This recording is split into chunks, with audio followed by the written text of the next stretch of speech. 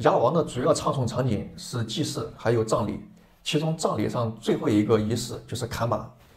砍马的血腥程度足以让在场的每一位族人都能够明白他们前辈经历过怎样的苦难，还有今天的和平来之不易。今天就给大家讲一下亚老王这个传奇故事。亚老王是已经被纳入非物质文化遗产目录的苗族英雄长篇史诗。他拥有一个庞大的世界观，在远古创世时期创造了12个太阳和12个吉时，12个吉时对应12生肖，轮流转动太阳，也就代表着市场的轮流转动。现在贵州很多地方还用鸡场、猫场、狗场这些地名配合赶集日循环往复，他们的祖先和自然万物、花鸟鱼虫、飞禽走兽达成了契约，萤火虫为他们带来火焰，蝴蝶为他们带来了种子。马因为破坏了亚老王的菜地，亚老王要杀了马，马请求饶恕，马的祖先就和亚老王达成了一个契约。马说，马的子孙可以作为亚老王的子孙战马，而且亚老王子孙死后，马的子孙可以帮助他们的灵魂回到他们祖先的家园。亚老王是他们的第18代王，他的名字叫雅鲁，他引导着他的子民从逃亡走向了复兴。这个神话中，他有一颗宝贝，就是龙心，但是被他的兄长诱骗夺走，不得已走向了逃亡之路。据说他精通各种技能，天文地理无所不知。在逃亡的路上，他依靠打铁的技能得以为生，并且得到过盐井，靠着卖盐得到过很多财富。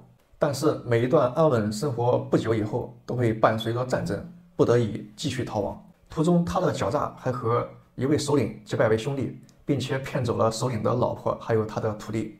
但是这个也不能用现在的道德观去看待，可能是在当时那个乱世中生存之道。正是这些有血有肉的故事，所以亚老王可能是一部经过艺术加工后的真实历史。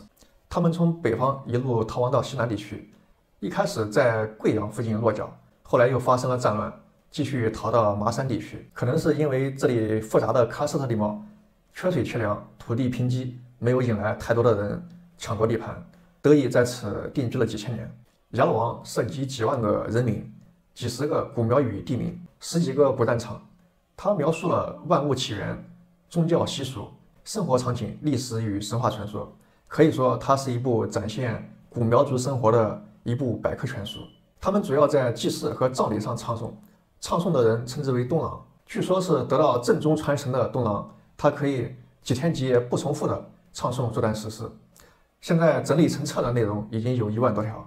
之所以能够较为完整的保存至今，也是因为这里比较封闭。据说是亚老王传承核心区域，它是2006年才通电。正是因为和外界联系少，这些传统才能保存至今。一位1906年出生的传承者黄老金回忆，他当年学习唱诵亚老王，在学习2年以后，出师议事的时候，他的老师问他：“你怕不怕脏？”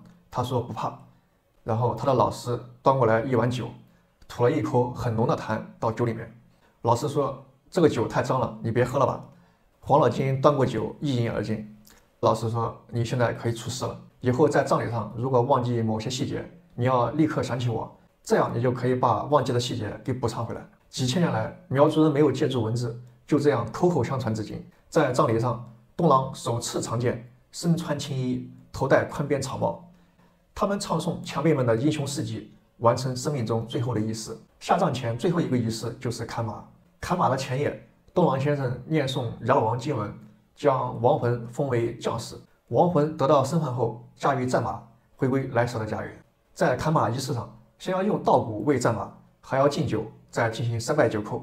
砍马师在庄重的仪式后，要将战马作为牺牲，直到马被砍到血肉淋漓，轰然倒下。砍马是让后辈铭记亚老王一次次战役都经历了死亡的考验，就像这匹战马一样，每一位族人都将在这个仪式上得到洗礼，知道他们现在的和平生活来之不易。他们的先辈可能经历过的比这更残酷无数倍，血腥的场面足以让人刻骨铭心。三九八鸟1989，在老带上路过海老少。在麻山地区，除了亚老王文化，还有比较特殊的丧葬文化，比如洞葬还有悬棺。下期我们再继续分解。